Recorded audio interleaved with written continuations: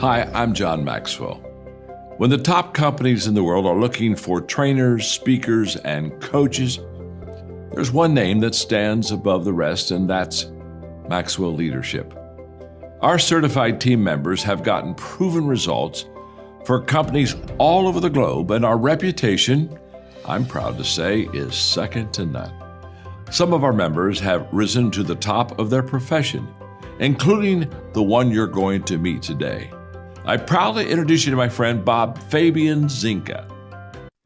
Welcome to the Leadership and Success Podcast with your host, Coach BZ, where we help you lead with purpose and succeed with impact. If you're ready to grow into the kind of leader others want to follow, this podcast is for you. If you're determined to elevate your success and leave a lasting legacy, this podcast is for you. As my mentor, Dr. John C. Maxwell reminds us, everything rises and falls on leadership. Our goal is simple: to inspire you, challenge you, and equip you with insights that can transform the trajectory of your leadership journey. Welcome aboard to another episode of the Leadership and Success Podcast with Coach.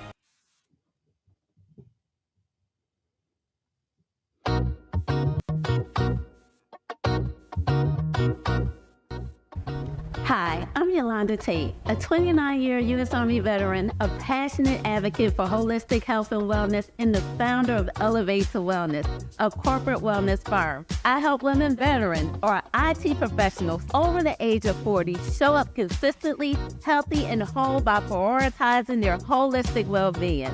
I know the challenges faced by women over 40, especially those in demanding careers, but in the process, we tend to neglect ourselves, putting our own well-being and wellness on the back burner. I understand this struggle all too well because I've been there myself. But I want you to know that it's okay to prioritize yourself. It's not a selfish act. In fact, it's essential for your well-being and everything you care about. Through Elevate to Wellness, I offer workshops designed to empower and support women like you. We delve into the world of holistic wellness, learning to make positive behavioral changes that nourish our minds, our bodies, and our beautiful souls. Together, we'll create a safe space where you can embrace self-care without guilt, where you can understand that taking care of yourself is the foundation for taking care of others while continuing to excel in your career. So if you're a woman over 40, a veteran, or an IT professional seeking to make positive changes in your life, together we'll discover the power to elevate, transform, and thrive in wellness, unlocking the path to a healthier, more fulfilled life where we can rise together, stronger, wiser, and supporting each other along the way.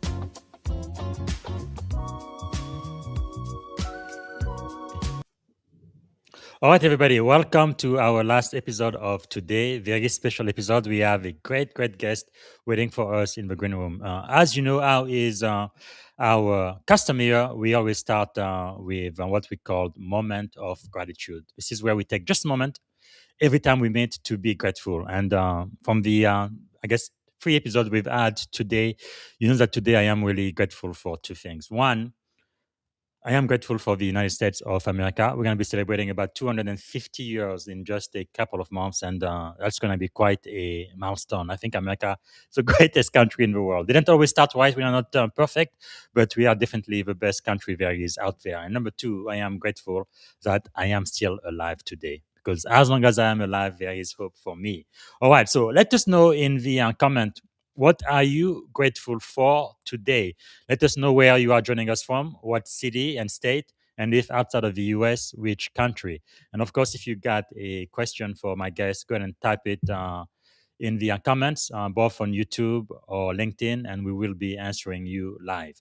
All right, let me see if I can properly introduce our guest today. I am really honored, privileged, and overjoyed today to be speaking and to welcome Command Sergeant Major Yolanda Marie Tate, U.S. Army retired. As you guys know, I've been mentored throughout my entire Navy career of the last 21 years, from E1 to 05 by Navy chiefs, E7, E8, and E9. I have great respect for them.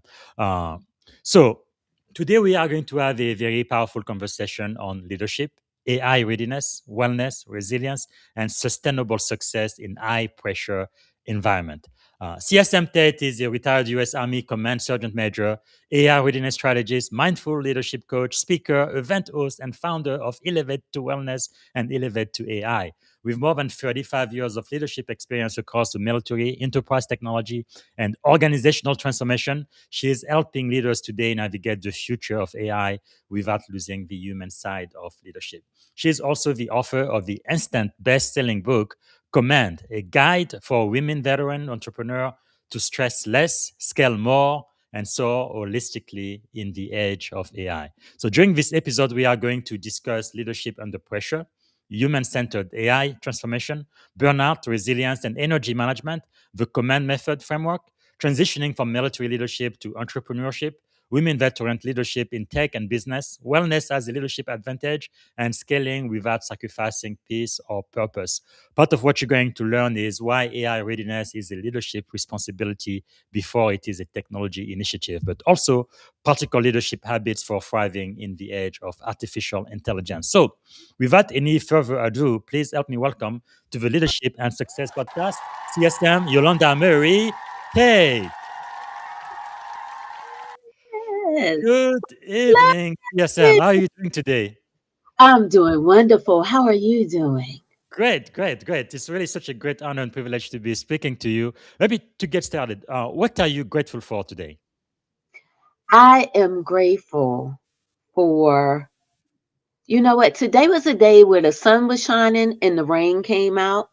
And I'm thankful for the rain because a Wow. lot of people don't talk about the rain. They'd be like, Yeah. it's a rainy day. But I've learned throughout the years to really enjoy the rain because Yes. it's just a common feeling Mm, and water is healing. And yes. so I am thankful for the different weather that we get to see each day because it's beauty and it reminds me of God.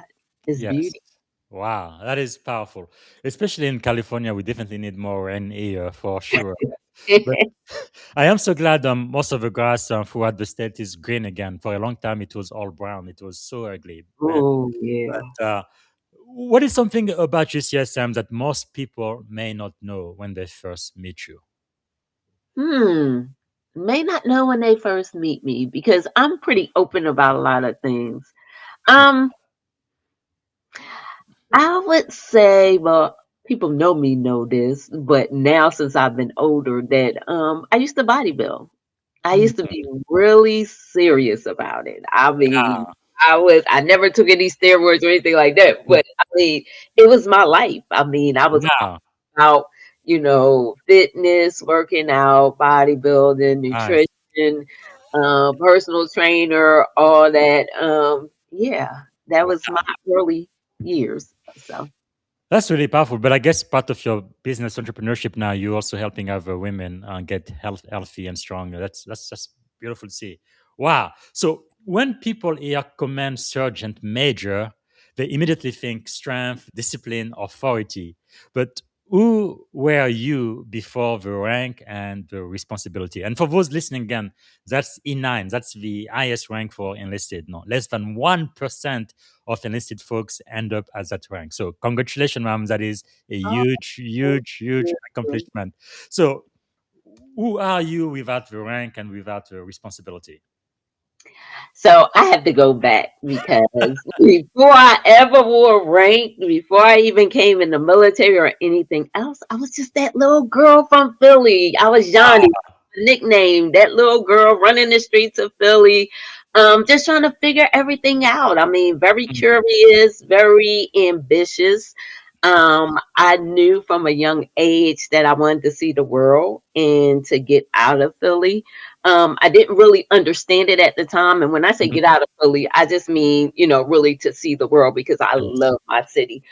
Everybody who knows me knows that I'm a big Yes. Eagles fan. I love Philly. I'm always in green. It is, it's part of my life of who I am. But I Yeah. kind of at an early age that leadership was important. And the reason why I say that is because at age 10, my grandmother passed away. So sorry, man. Yeah, and when that happened as a young kid, I didn't really understand it, but my mom and my aunts and my uncles, they all came to me. Now I was a 10-year-old little girl. They would come to me and just tell me their problems, like how they was feeling. And at the time, I couldn't put language around it. I didn't understand that that was a part of leadership. Um, Mm-hmm. but I just knew that they saw something in me that they felt comfortable. They felt Yes. my calmness under pressure. And now, as I'm older, I realize that now, but I had no clue what that meant, you know, Mm, when I was young. But that leadership has always been there. And I've yes. just heard people say that to me as well. Wow, that is quite powerful. Now, I believe you joined the army in 1989. What Yes. inspired you to join, and why the army and not the navy or some other branches? So I'm gonna be honest, the recruiter. You know, when you're in high school, all the recruiters come and they talk to you. And then plus I had a cousin who is like my brother. And he is a year older than me and he went into the army first. And Yeah. so he just came back and was telling me all the positive things about it. And I was just like, wow, I want to do that. And it was just Oh. no doubt in my mind that I wanted to join the army. Do you come from a military family? Grandparents? Anybody else? To be honest, no. Wow. So I told you it's my other cousin. Mhm. I've had three other cousins who had joined the military. One before me and two after me. And Wow. that's it. And so no, we are not a military family. When I tell you we from Philly. We Mm, from the streets. And it was just interesting that I gravitated to the army, but again, looking back at in hindsight, it was because I kind of gravitated to structure, to leadership, to teamwork, to yes. all of those values. Wow, that is powerful. So, was there maybe a defining moment early in your military career where you realize I am not just here to serve, but I am here to lead? You know what? It's not one big dramatic moment. Mm, There have been little patterns over time that I saw. Like when I first came in the military, being in basic training, doing all that, I know people were like, "Oh, I can't stand being in basic." We did all I actually thought it was a joke at first, but then I was like, hold up, let me take this seriously. Let me take yes. this seriously. Because I did like the discipline and everything else. So I started to understand and really watch the drill sergeants and what they were doing. Hmm. And I was like, you know what? That's going to be me one day. Not Wow. because to be able to, control people or anything like that, but because I saw the difference how we were when we first came in Mm, raw off the street to 9 weeks later being totally different. yeah. And I like seeing that transformation. And so Wow. it was one of the defining moments when I first joined the military. Being a drill sergeant for 3 years was a wonderful experience in itself. Wow. Again, like I said, to see people change when they come in and Yes. to have that respect and to see them try to Hmm. emulate you as Yes. well. And here I am. I'm on my 20s being a drill sergeant, but Wow. it's just a big responsibility that I did not take lightly. And then the Wow. the other defining moment was when I was the garrison sergeant major at Fort Bragg, North Carolina, from 2012 to 2015. Hmm. Um, that being a senior non-commissioned officer, being a command sergeant major, I had already had a battalion deployed several times, all that.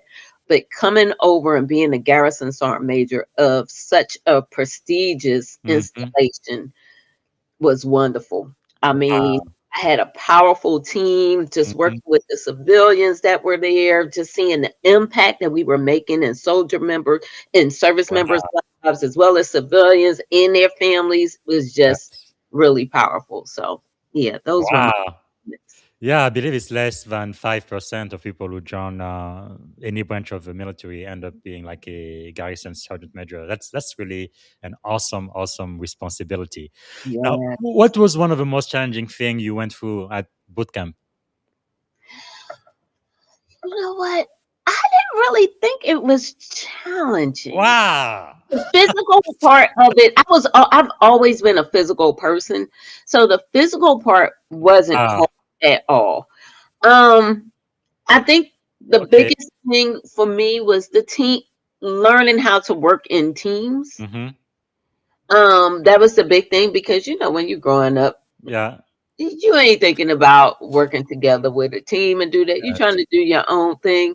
And Yeah. so I think that was the biggest challenge in Mm. boot camp, and maybe getting up early Yeah. Thursday Wow. That morning. is really something. You are the first person who told me you didn't really have any challenges. Now, in the army, you guys don't have to qualify as a third class swimmer, right? You don't have No, to do that.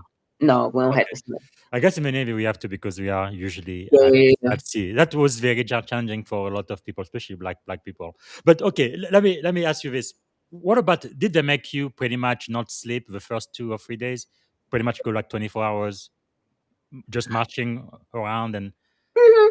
I activities. mean, learning all that is hard. It's not challenging. Yeah, but It's I think my first day I only slept maybe 2 or 3 hours at most, and then they got us up at 5:30 again. Oh yeah, yeah. That was hard. I Yeah. wouldn't say it's hard. I would just say you gotta get used to it. Okay. You gotta get used Let to me it. ask you that in the army, do you have to go through the gas chamber too? I think you do have to, right? Yes. That didn't shake you up or scare you a little bit or anything? No, you were fine? I ain't gonna say I was fun. You know why? It did well in basic training, you'd be like, oh my gosh, this is Yes. this is hard. It's gonna be hard. But I thought it Mhm. was gonna be worse than what it was in Wow. basic training.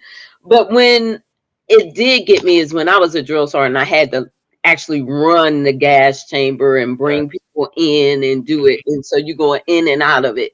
Then Yes. it's like, okay, yeah, if you Okay. got to set this up, it's a whole different thing than just coming in for a few minutes, taking your mask off, breathe, and then Yes. back out.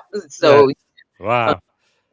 That's cool. So I'm sure you probably broke in your boots right before you went there because so many of my peers they had a lot of blister because they were wearing those boots for the very first time in their life and we just kept walking and walking and walking. Look at us, that's all we were doing, walking and singing and marching everywhere. But anyway, wow. Okay. Uh, no, I can say this about the boots though.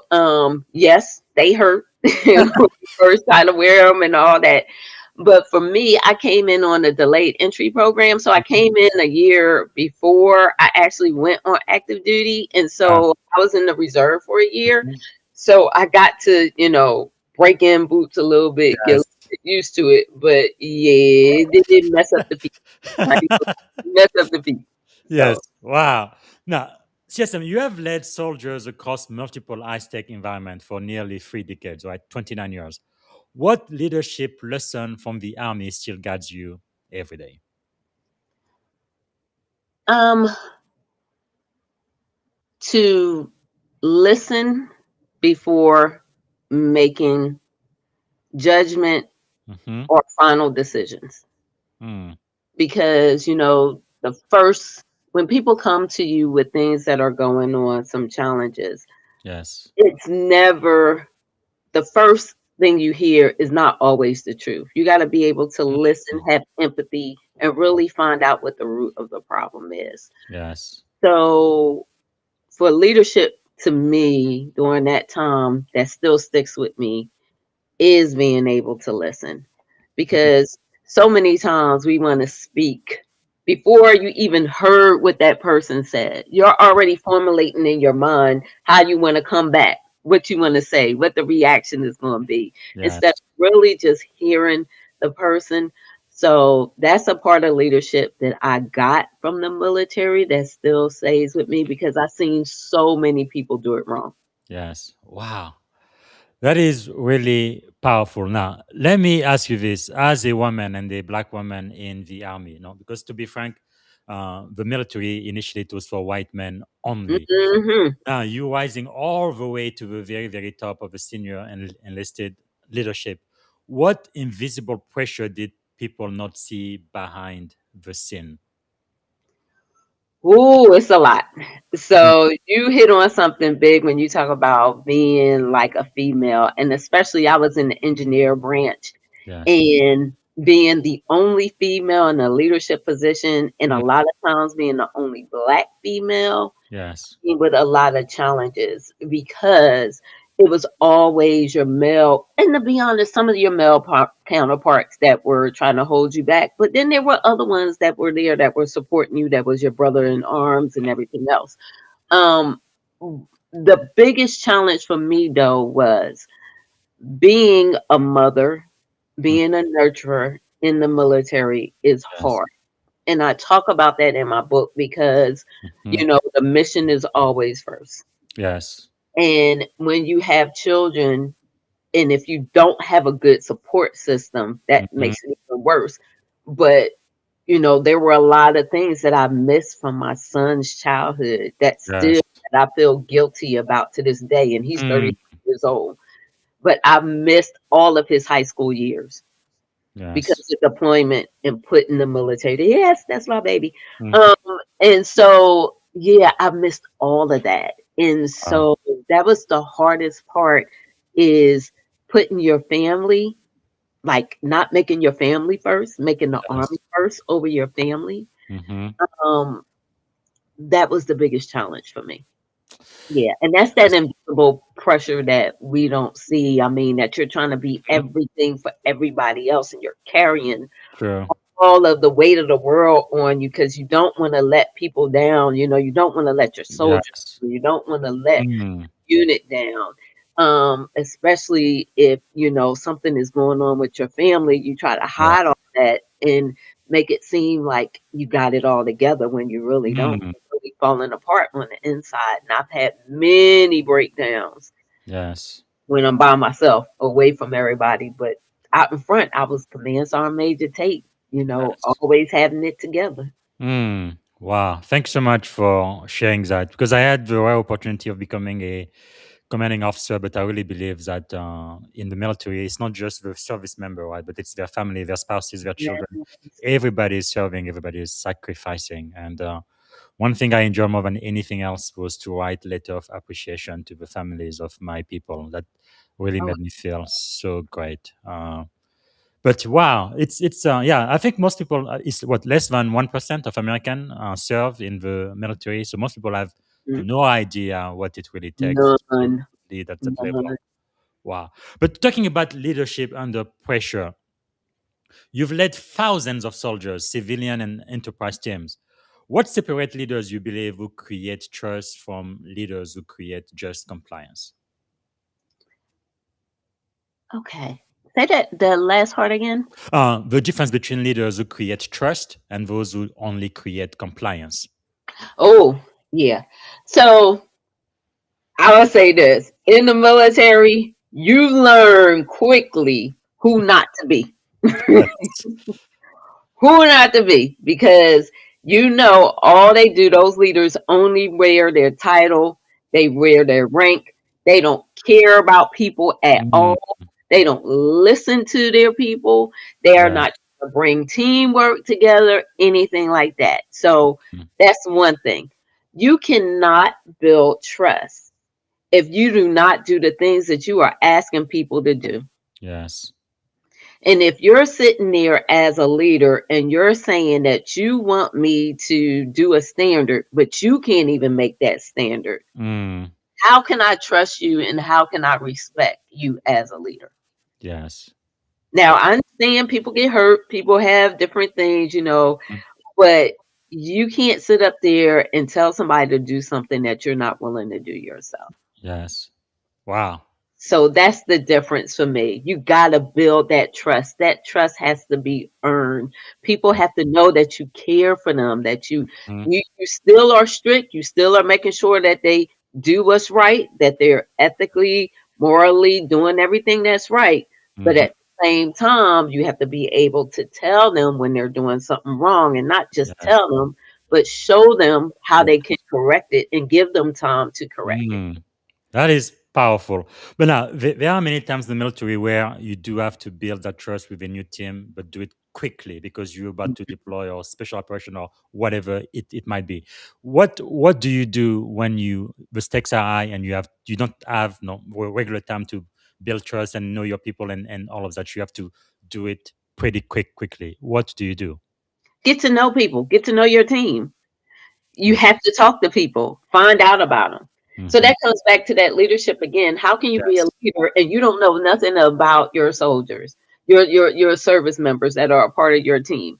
You Yes. don't talk to them. You don't even know about their family. You don't know what's going on with them. Mm. So it's important to get to know the people that you work with, the people that you're leading.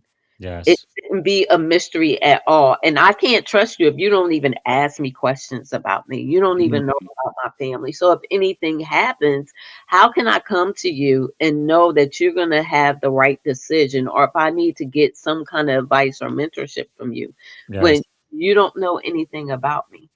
Mm. Well, during your time at Fort Bragg, you had a pretty prestigious position there and USS Pacific. How did you maintain morale during stress, uncertainty, and operational pressure? So two different ones. So at Fort Bragg, I was a garrison sergeant major as part Mhm. of MCOM, which is Installation Management Command.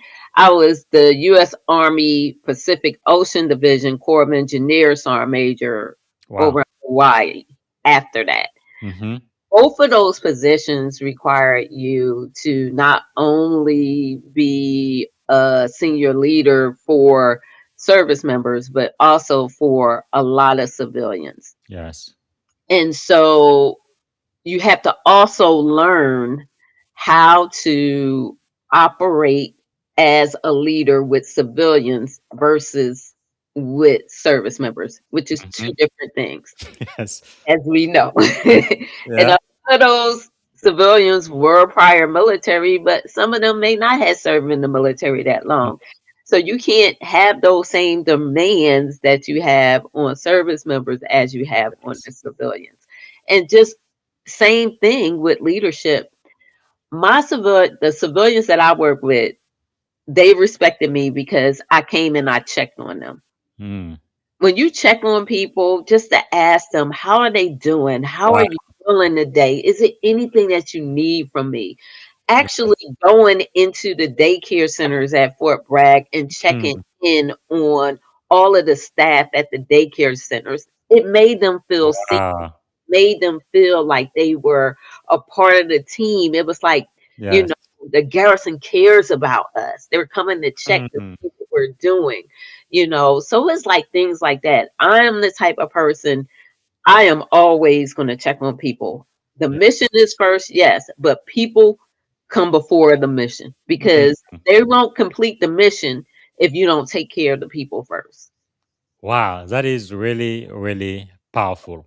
Really, it doesn't take very much, but it makes a huge, huge impact, A doesn't it? huge difference, a Wow. huge difference. I think it was Maya Angelou, right, who said people will forget what you say, but they will never, never forget how you made them feel.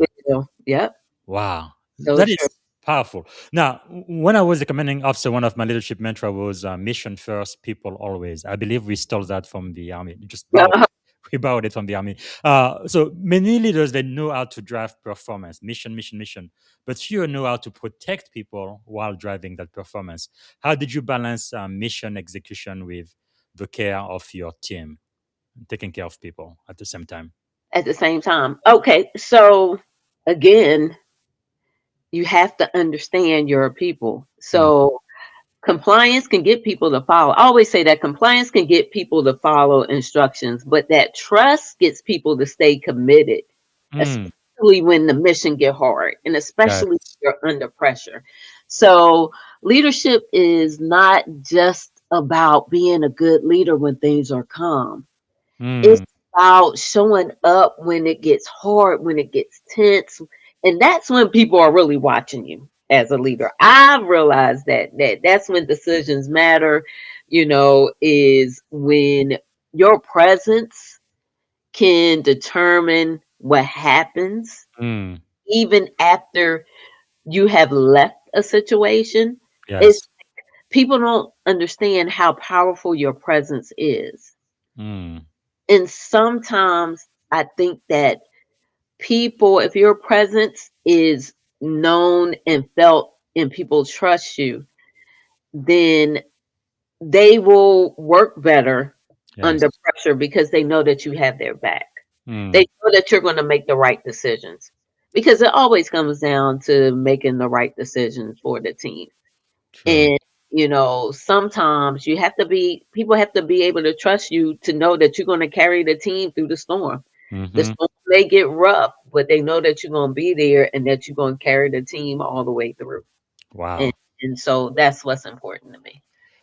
That is really powerful. And most often we really focus on successes. And you've had so many, again, going from E1 to E9, retiring after 29 years, and now you're an entrepreneur, you're best-selling author, on and on and on. So many accolades. I believe you earn an award recently, I think I saw on LinkedIn. But anyway, just doing wonderful things. And people feel like you've never failed ever. I guess the question I have for you, if you're willing to go there, what leadership failure or painful lesson transform the way you now lead people or your businesses or even as a civilian today? Oh no, I done fell a whole bunch of times. There are times when I look back on some of the decisions I made as a leader that didn't put people first. It was all about getting stuff done. Mm. And there were times where I'm the type of person I like stuff to be not perfect, but I like it to be done. Mm-hmm. It's time to execute. Let's execute. And Yes. so sometimes my expectations are so high that I put them on other people, not knowing that that's not their expectation. And Mm. so there would be times where I would tell someone to do something and they didn't do it. And then I just did it just to get it done because I wanted to be done and I wanted to be done right. But then when I look Mm. back on it, or they came to me and said, well, you didn't even give me the chance to do it. Yes. And I learned if you didn't even give me the chance to do it, or you didn't really give me the right direction, you just assumed that I knew. Mm. And so I had to take a step back a lot of times on that and be like, how can I had changed that situation around? How could I had allowed them to fail themselves in order to Yes. grow instead Wow. of just going ahead and doing it for them? So things like that I've done plenty of times and failed at. I've made some bad decisions when it comes to myself, like pushing myself, like you just said, like Mm-hmm. working from dark 30, 4 o'clock in the morning, Yes. working and don't get home until after midnight and then wake back up at 4 o'clock in the Mm. 3 o'clock in the morning, stuff like that when you not taking care of your own holistic wellness. And Yeah. I'm not just talking about physically, I'm talking about mentally, spiritually, socially, all of that. So Mhm. yeah. We're going to be talking about that too because Yeah. that is part of one of your businesses now too, which I think people really need to hear. I feel because sometimes people they work, but you do need to take time off and replenish as well. We're talking about elevate to wellness.com. Hopefully, we're going to get to that also. But let me ask you this: from what you described, it looks like as a leader, we really need to also learn to lead with humility, Mm, don't we? Because in a way, because my dream when I was a seaman at boot camp, I wanted to either become a chief, E7 or first sergeant for the army, or a commander or lieutenant colonel. That was my dream, senior enlisted or senior officer. But it looks like the more senior you become, the more responsibility you have. There is a mhm. lot of opportunity for you to get the big edge. Your ego gets just a little bit bigger. Hey, I've done it. I'm wearing the rank. I have the uniform or whatever. But then at the same time, it seems like you need to be even more humble, especially when you are Yes. responsible for the people that the command of the Navy assigns to you. How important is humility in leadership? I think it's very important because, again, you can't wear your rank on your chest or think that your title is going to mean everything. Yes. And so that comes back to that invisible pressure that you was talking about too, Hmm. especially as a woman in the military, because Yes. a lot of times when we have to carry that excellence Hmm. out, people thinking that we're arrogant. Mm. And so sometimes people will label your confidence as being arrogant or not being humble. Or sometimes they'll label your standards as being harsh. or Yes. that emotions may be a label for weakness. And so I think as a leader, being humble in everything that you do, that you have to understand that there are people who went before you, there are people Mm. who are after you. They are watching everything that you're doing. Yes. In the military, like we said, people learn from bad or good leadership. Mm. What do you want to be?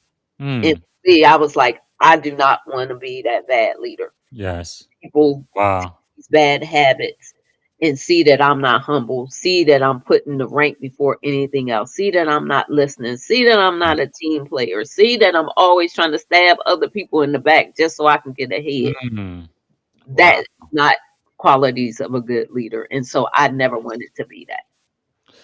Now, I really believe you were a trailblazer in your military career. Sometimes, like you said, the only one man in the entire engineering uh, function. Were you conscious of that, that you were really a trailblazer, that you were doing the work not just for yourself, but for a lot of other women and women of color who are going to join the army after you? You were setting an example. Oh yeah, definitely knew that. I definitely knew that when I became a command sergeant major. And Mm. so after I did my first sergeant time and I went to the Sergeant Major Academy, I was one of the few that came out of the academy as a command sergeant major. Wow. So went in as a promotable master sergeant, came out as a command sergeant major, went straight into a battalion. Mm. And I knew that being in the engineer field where it Yes. is mostly white males, Mhm. um, and it's not a lot of females, period, whether white, black, whatever, Yes. Hispanic, whatever, that make it to command sergeant major. I knew that I had a lot of people watching me, and I knew Mm. it was a lot of people that wanted me to fail. Yes. And for me, I'm not going to give you that satisfaction. I will push myself, work hard, do what I got to do because I know it's setting an example for other people that's coming behind me. And so, one of the big things for me is that as a leader, one of your requirements is that you have to be a mentor, you have to Yes. be a coach for other people, you have to make yourself available, especially for myself, for other women who are coming behind me, Yes. just so they know that, hey, I understand Mm. the struggle, I understand the pressures that you're going through, I'm here to help you, I'm here to support you. And so that was one of the key things for me. So yes, I knew the responsibility that I had. Man, knowing that you have such a key position and there might be some people even within your own command who really didn't wish for you to succeed, what was kind of like the first thought that came to your mind at that moment once you realized that? I'm gonna be honest. My whole military career, I have been truly blessed, especially when I talk to other people that Mhm. I've been in some really good commands with some really good Yes. people. However, I had one situation Mm. with a leader who was not humble, with a leader who took people for granted and thought it was all about himself.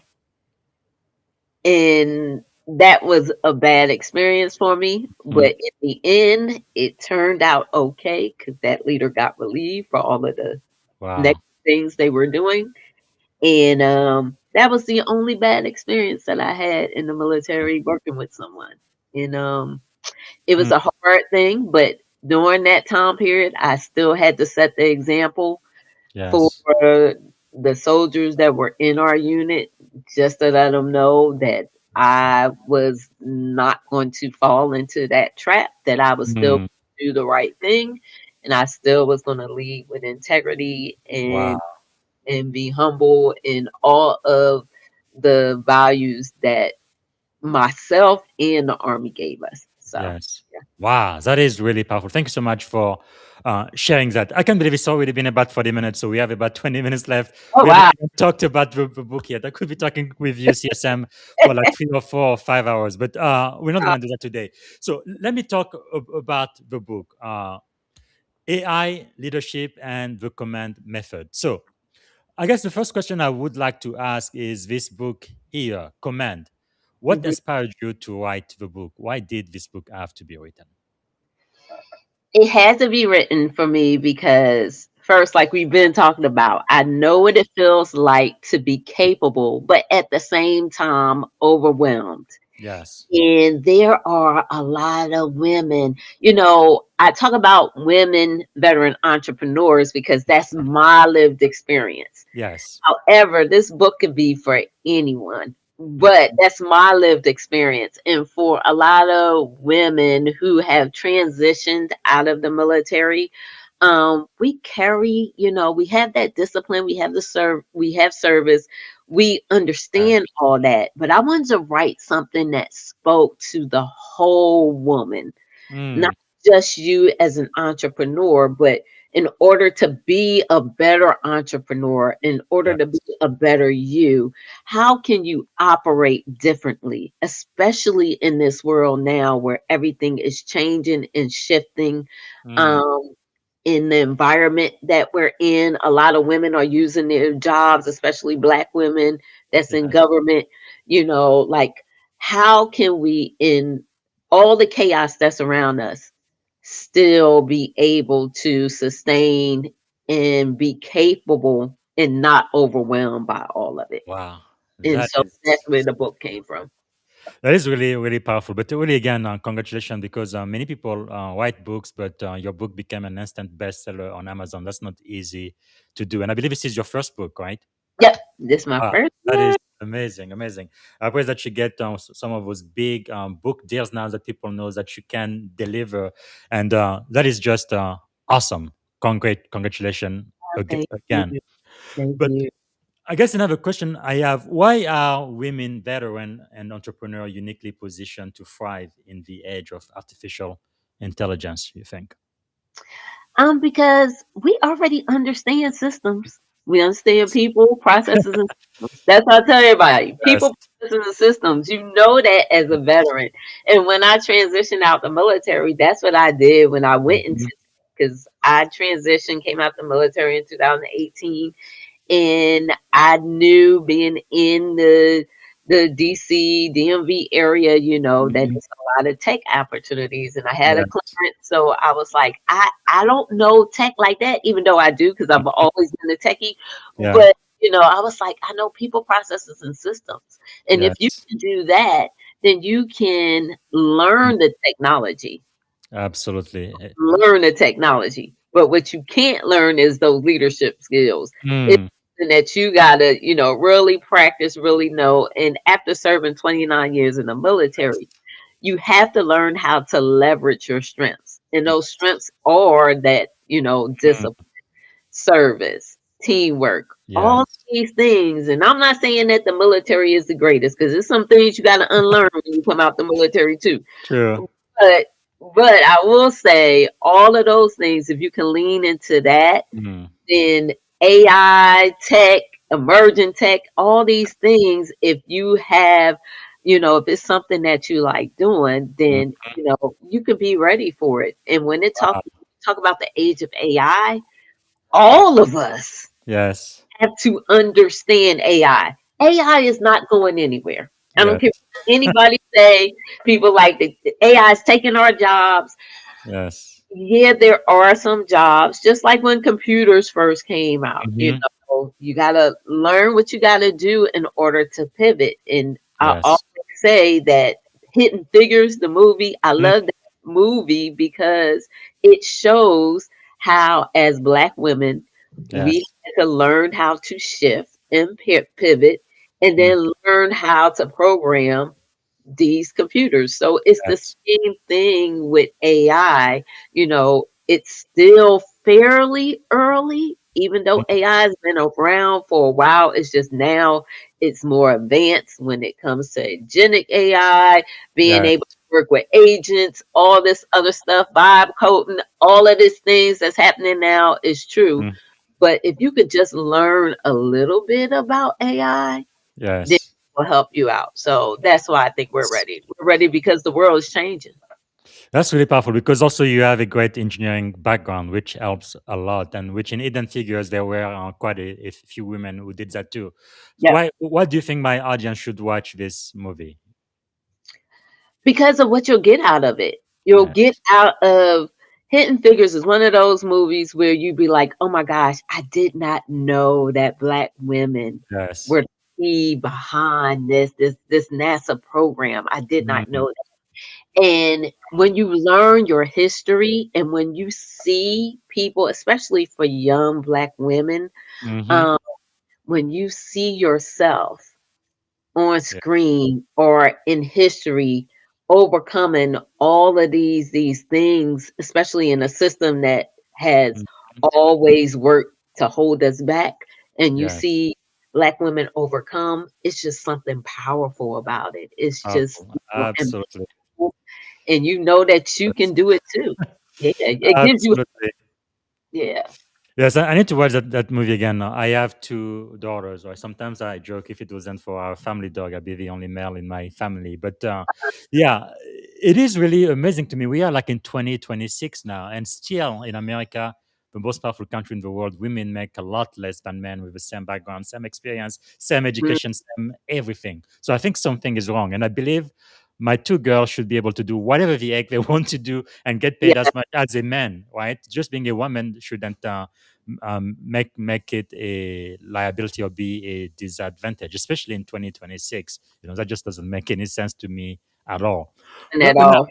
with all of the great work you are doing, there are still, I would say, a small percentage of some women. I am thinking probably the mindset, right? The mindset kind of traps them or keeps them from keeps high performing women veteran kind of stuck in overwhelm.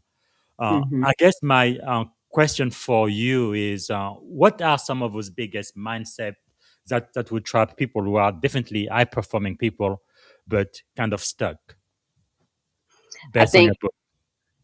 so. In my book, I talk about a lot of us stay stuck because of burnout in the Superwoman Kate syndrome. So Super we, one. yes, because we want to be that Superwoman for everybody. Like we Yes. wear that cape, like again, like a badge Mm, of honor, like burnout, like a badge of honor. But yes. we're really working from depletion. You think Yes. that you're strong.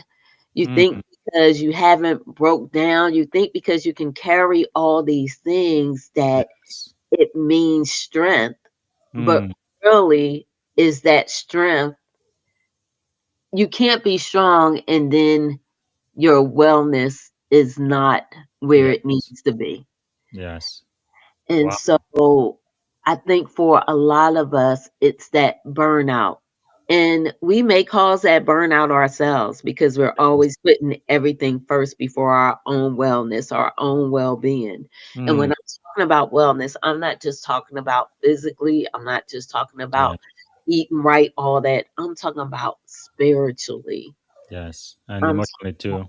Yes, taking time for yourself. There's so Yeah. many women, especially that don't take time for themselves. And I'm not talking about just, Mm, self-care, getting a manicure, pedicure, all that stuff, which is important, but I'm yeah. talking about really taking time to sit down and Mm, just enjoy yourself. Sit down in silence.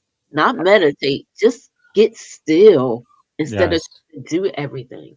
So, Wow, that's powerful. That's why I really love the work you do with elevate to wellness.com. I think you need to hire me to be your spokesperson. I've already promoted that a couple of times, but I think it's so critical, so uh-huh. important.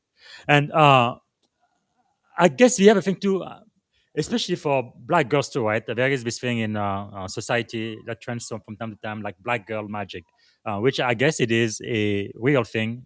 Maybe black women have that kind of superpower. They've definitely, really even carried like I believe, the civil rights movement. We always talk about Martin Luther King, and he definitely deserved all of the credit and all of that. But there were a whole bunch of women who really carried that movement forward, who sometimes don't always get all of the praise and flowers Mhm. they deserve. So I guess what I'm asking you, if there are black young women who are listening to you right now, and they look at you, man, you've gone from 0 to 100, E9, CSM in the US Army. Now you have your own business, not just one, but many businesses, and Amazon best-selling offer, and all of that. And they are just kind of dreaming. If you had the ear of every black girl across America, let's say for a minute or two, what would you tell them? Don't be afraid to dream. Hmm, Don't powerful. be afraid to dream and use your imagination. Yes. Because if you can see it, you can be it. Wow, that's powerful. And if you really want to be it, that means there are some things you're going to have to do. Yes. You may have to sacrifice some things, Hmm. but if it means something to you, you can do it. Nothing can hold you back. It's Wow. nothing is it's the sky's the limit, but you have to first see it, believe it, Yes. and write the vision and make it plain. That's what the Mhm. words. Yeah. Write the vision and make it plain. So see it, think, Habakkuk. Yeah. write it down, have a plan for it, and execute it. So dream. So powerful. Wow. I think this is worth the price of admission. That's really, really powerful, because even in the subtitle of your book, you say stress less, scale more, and soar holistically. Holistically is such a key word. Why was it important to include that word? Because especially coming from the military, the first Yes. thing we think about is physically. Are Yeah. you physically fit? And so Mm, for many years, I was all about being physically fit. And yes. I say this because a lot of people, if you're a female in the military and you physically fit, Mm, I don't care if you don't know your job. You yes. going to because people like, oh, she can run, she can do this, she can hang with the guys, she can. Yes. So Yes. that's put you above your peers if you Mhm. physically fit. But when we talk about holistically, just because you physically fit doesn't mean that you're Yes. well. Yes. Because again, like I said, you could be falling apart all on the Mm, inside. And what matters is your spiritual mm, wellness, your emotional wellness, because that's yes. the thing, your emotional wellness, as well as social, financial, all these other things. So it has to Mm, be a holistic approach. It can't be just one thing. And yes. it doesn't mean that all of these things are going to be equally, because we know they're not. Mm, You got to know in what season, because we have different seasons in life that we go through, different seasons each year, just like seasons change. yes. Um, that you got to know what season you're in and where you need to work on the most. Mm, And wow. so, yeah, that's the thing for me. That's really powerful. What was one of the hardest chapter for you to write in your book? The first chapter, because the chapter 1 and 2, because it was talking about me and Mm-hmm. some of the things that I went through, and those pressures of being a woman in the military. Yes. And like I said, one of those things was not being there for my son during his Mm, high school years. And I almost missed his high school graduation because I was the wow. president during that time. And Mm, I had to fight to take leave and not deploy and come behind my unit a month later. Well, it was 3 weeks later.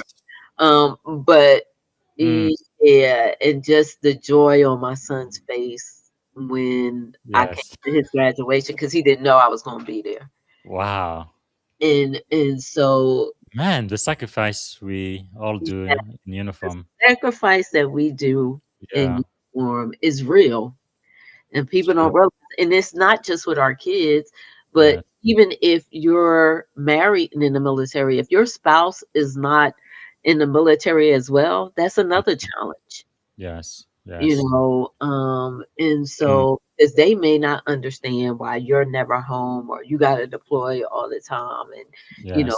they got to take on most of the responsibility as the nurturer in the home since you're Mm, not here. And so it's all these other things that you got to deal with as a woman in the military that man. causes a lot of pressure. So That's really powerful, because chapter one, the uniforms that became my skin, and then chapter two, yes. The Burnout Battlefield: Why So, Success is Killing You. Wow. Was there a moment when you were writing the book you realized this book is bigger than me? when I was writing those chapters, because Yes. when I wrote it, I was thinking about all the other women Hmm. who can relate to what I'm going through. Yes. Wow. I can totally see it because I know throughout the years I have talked to so many women who have served. I have a Mhm. lot of sisters in arms that I'm with. I'm a part of a military auxiliary, and it is Yes. so many women that talk about this all the time. Wow. So I just wanted to share my experience, my perspective on Yes. it.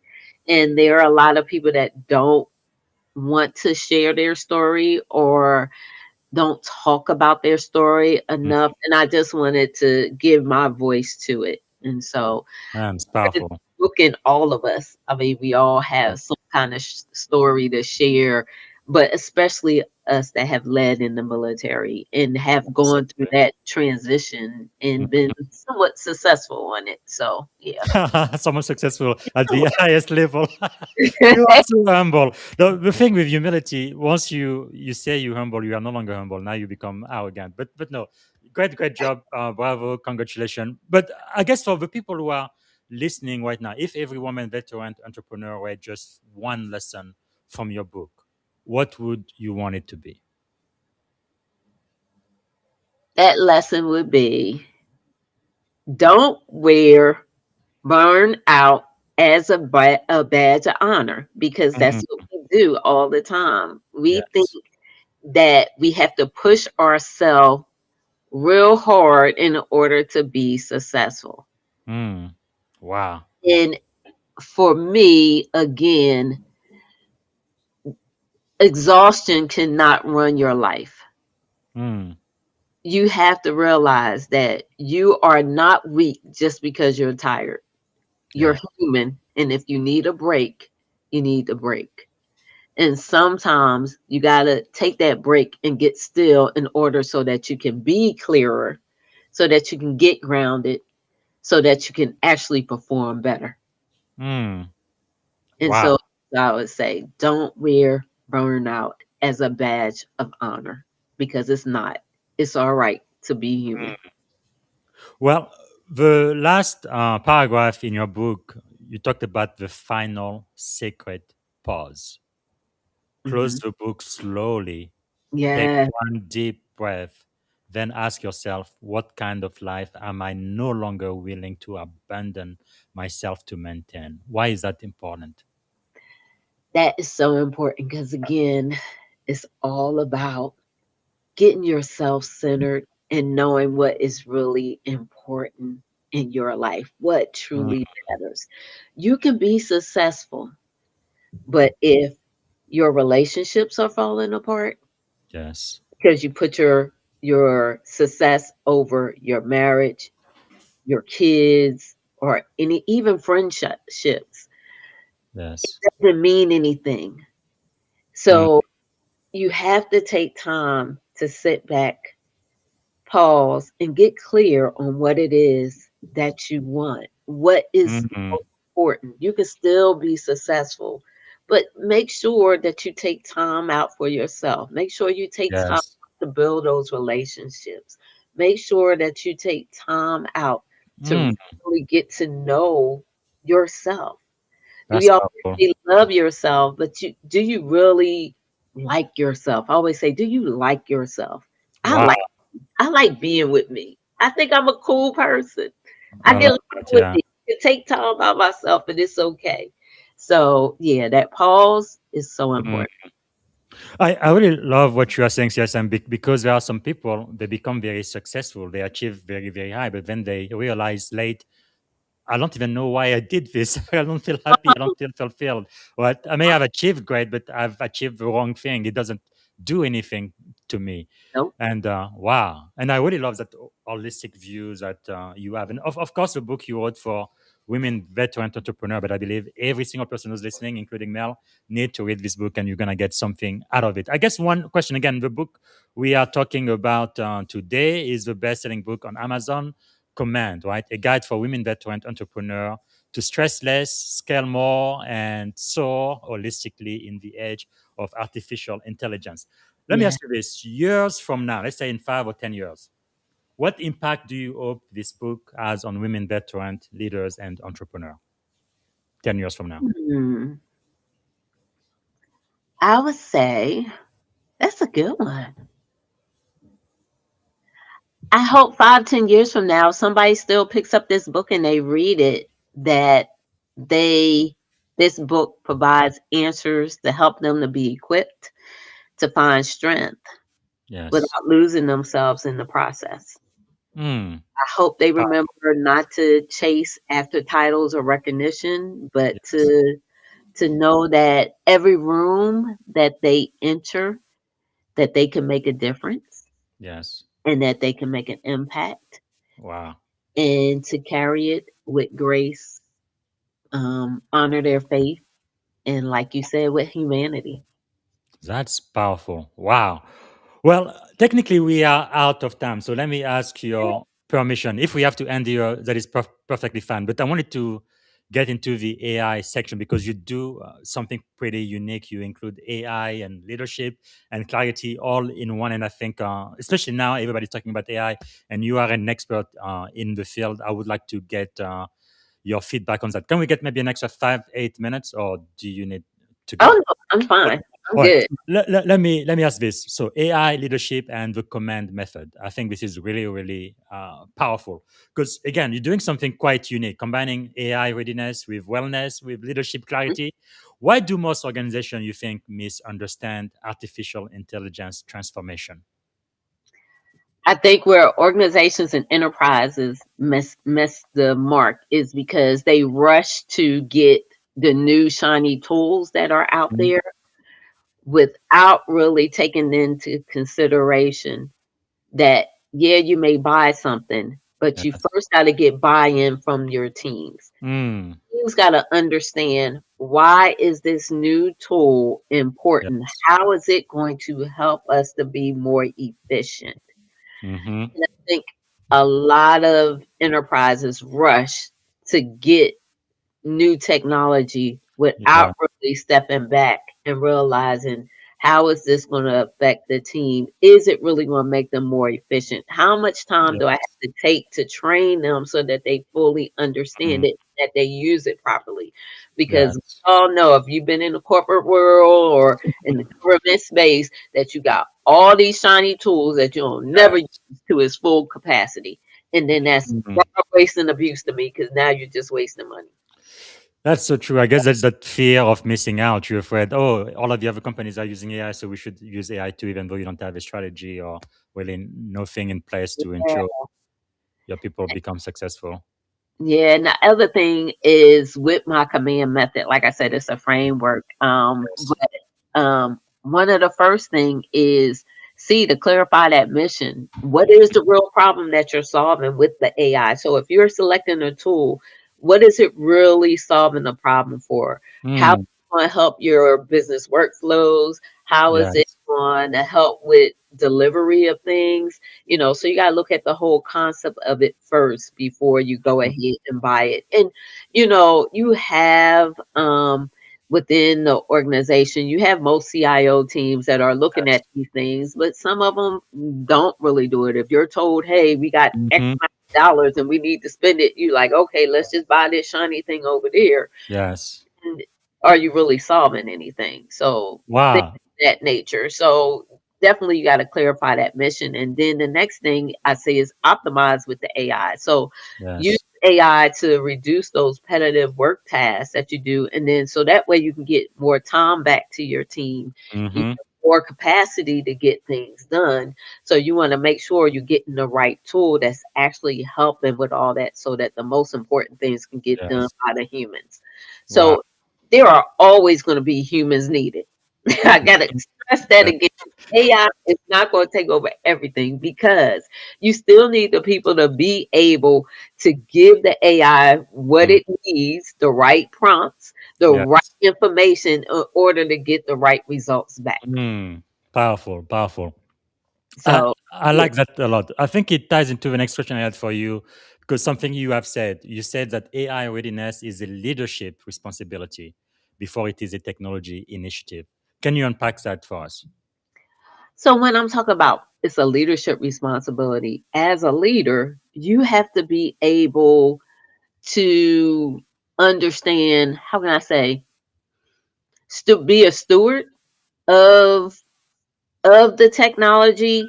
And Yes. so you have to be able to lead your team to understand why this technology is important. Mm, You have to be able to say, this is what we're going to get out of it, be able to show them. You yeah. have to set that example first before you can learn the technology. Because, like I said Mhm. before, you can learn the technology. Yeah. That's not hard. That's not the hard part at all. The hard part is leading people through it when they need to adopt it, when they need to Mhm. sustain it, when they need to maintain it, when they need to Yes. be able to use it properly. So, Hmm. you know, the leadership part is always important. That leadership is always going to be the most important thing because you're dealing with people, and Yes. people are important. And so when we talk about that humanity, you have to be, empathetic to people's needs. How is it really helping them?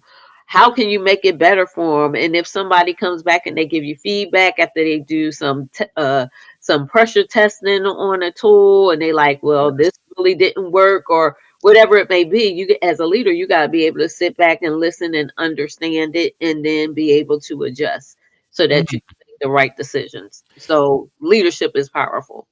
That's really powerful. And you came up with the command framework, command method, which you did trademark. Congratulations on that. Can you walk us through your command method framework, and also which part do leaders struggle with the most, in your opinion?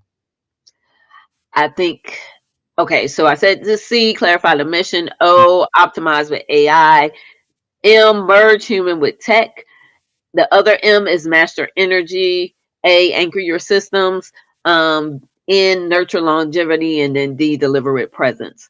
Wow. So the one I think that leaders struggle the most with is the master energy. And the reason Mhm. why I say that, because it comes back, because it's all about people.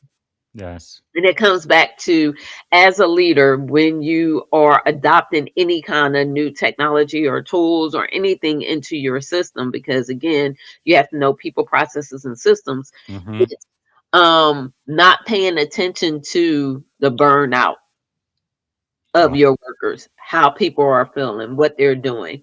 Not paying attention to decision fatigue, Yes. not paying attention to the human cost of change, because Hmm. change can be difficult for people. You've been in an organization, say, for over 10 years, and y'all used to doing something one way, and then something new comes in, and now everybody got to change their mindset, the way that they work, the way that they think. you know it takes time to do that. You just can't Yes. just bring stuff new on people. And so, Yes. yeah, I think that master your energy is so important. And then the other thing is nurture longevity, because we got to create sustainable practices so Yes. leaders and their teams don't break under pressure.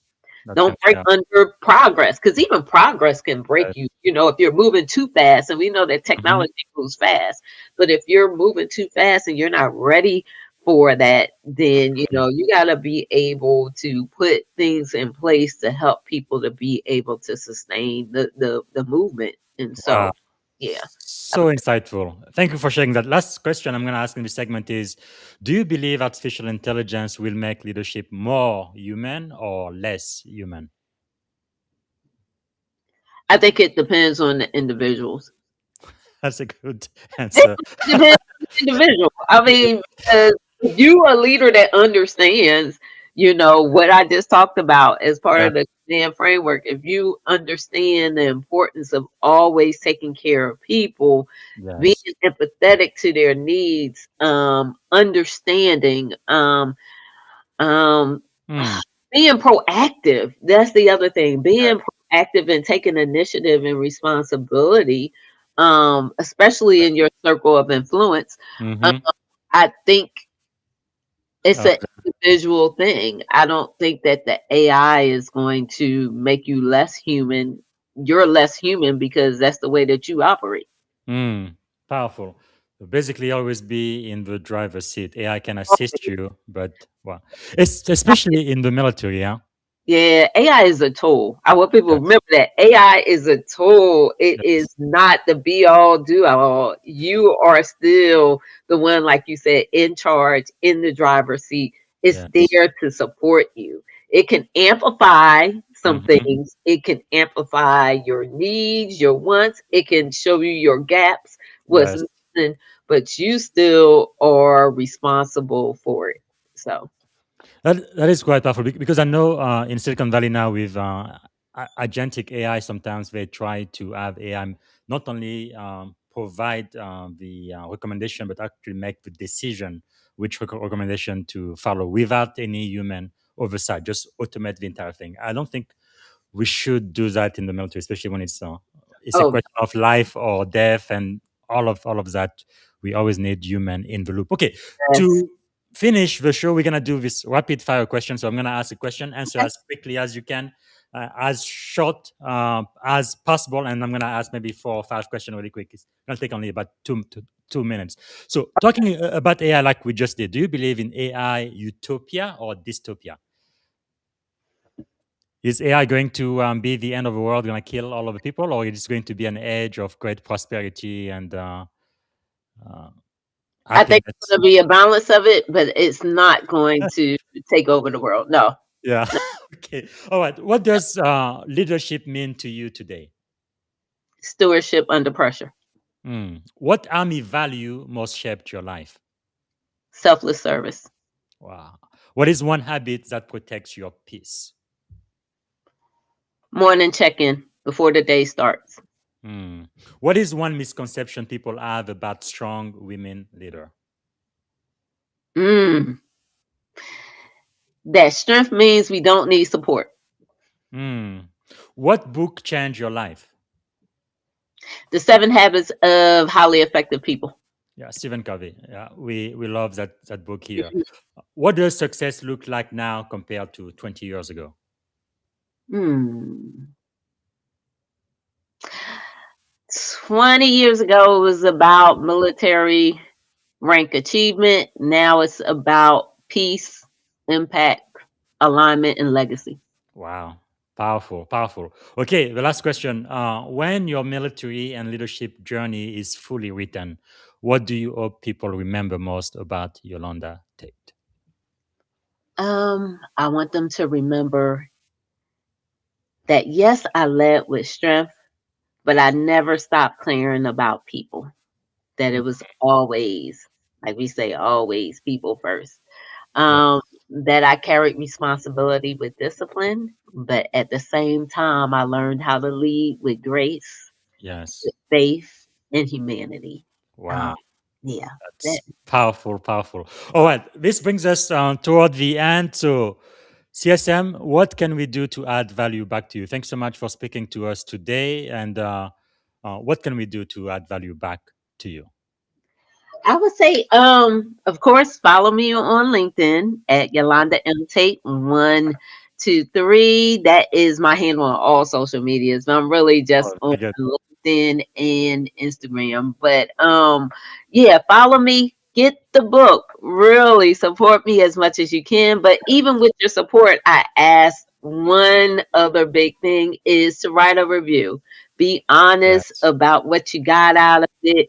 Send me a DM if you have any questions, any concerns. And then my other thing is, I'm all about AI, readiness, leadership, all that good stuff.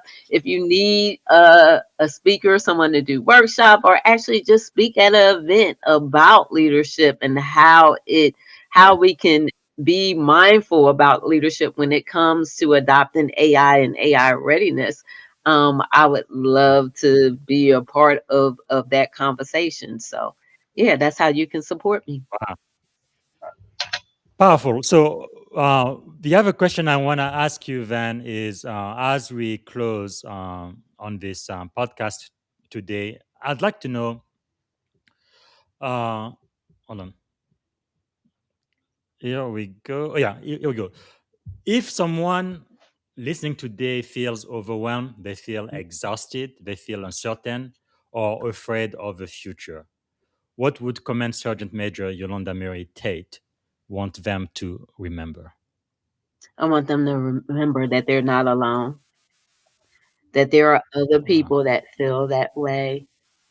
And the most important thing that you can do is number one, like I said before, is to stop and pause. But the other thing is to Yes. get into community. It's so much Mm, better when you are in the right community that can help you yes. get through it. And I'm not talking about people who are just there taken from you. No, you need to be a part of a community that's going to support you, that's going to uplift you, Mhm. that understand what you're going through, that y'all can support Yes. one another. So finding a Mm, good community is so important to help you wow. through it. Mhm. Powerful. Before we end CSM, is there a question I should have asked you? I didn't get a chance to ask. Anything else you wanted to share today? I think we talked about a lot. Oh my God, it was good. Yes, we did. We did. We actually went over by almost 15 minutes. So I'm very, very grateful for your time. But I do like to end on a very positive note. So, what is something you are feeling optimistic about these days? I'm feeling optimistic about womanhood. And the reason why I say womanhood is because even with everything that's happening in the world, with the shift that's Mhm. happening, how they're trying to take away Yes. rights and all this stuff and take Mhm. us back, we're still Yes. thriving. We're still making Yes. things happen. We're still supporting one another. Uh, I like seeing the support of my Black sisters that are out there now that are continuing to make a yes. difference. We're in community. We're still out there with our heads up high, still Mm, trying to make a difference, powerful. and not just, I'm not just saying Black women, but I'm just saying women in Mhm. general. Women, Yes. Yes. step up, understand that you have Well, power, you have impact, and yes. you can and Mm. always have made a difference. That's really, really powerful. Well, for a husband of an African American woman and two black girls, I must tell you, you guys are part of the 92%. You voted right, but the country decided to go a different way. But now we are going through whatever we're going through. But yeah, we are going to get through it. But I am pretty sure we're going to have to rely on the power of the strength of that black girl magic again.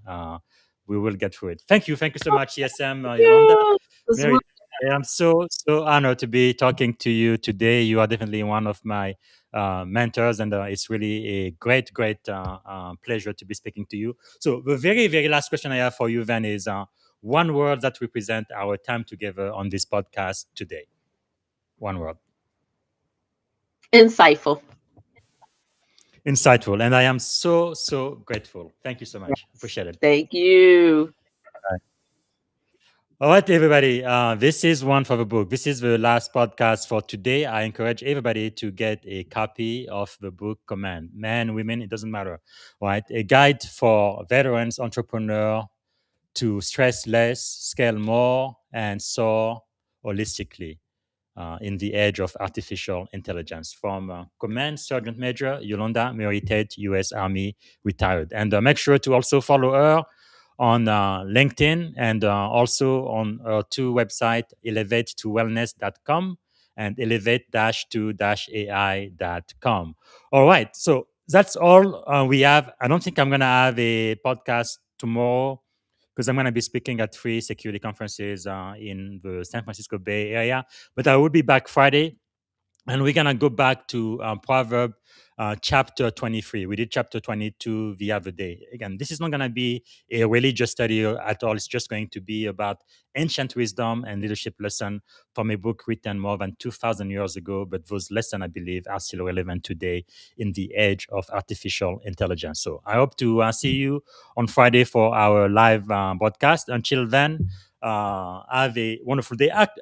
Actually, I want to say one more thing as we close. I think this is important because we've talked really uh, about things that are, I think, so critical, right? this morning I'm talking about the 3 interviews I had earlier. I talked to Coach Natalie all the way from France, from Lyon, France, and she was talking about conscious leadership. Right, it's one thing to lead, but we need to lead with a conscience. And then I spoke later with Kimberly, who wrote the book about the true American story. I think it's very important for us to have the courage to know exactly our story, not just the whitewash stories or what all of the things we have omitted that we don't want to talk about, because we need to know exactly who we are as a nation, where we came from, and then where we want to go. I think that is very important. So I really see kind of courage as the red thread throughout all of the podcasts we had today. And then, of course, I just talked to CSM today, and we talked about command in the age of AI. Whether you are a man or a woman, I really believe you can make it. You need to decide what your core values are, right? What you stand for, and then have the courage to take the first step forward. And like the CSM says, build a community so you don't do this alone. So that's all I wanted to say. Again, thanks for watching all of the podcast today, and I hope to see you on Friday. Bye for now. Thank you for tuning in to the Leadership and Success Podcast with your host, Coach BZ. If today's episode added value to your leadership journey, be sure to subscribe, share, and join us again for more wisdom nuggets on how to lead better and achieve greater success. Remember, leadership is the most critical skill of our time. The world will always need leaders to inspire others, drive innovation, and execute meaningful strategy. So why not count yourself among the bold leaders shaping the 21st century? Until next time, stay inspired, stay committed, and keep leading with excellence.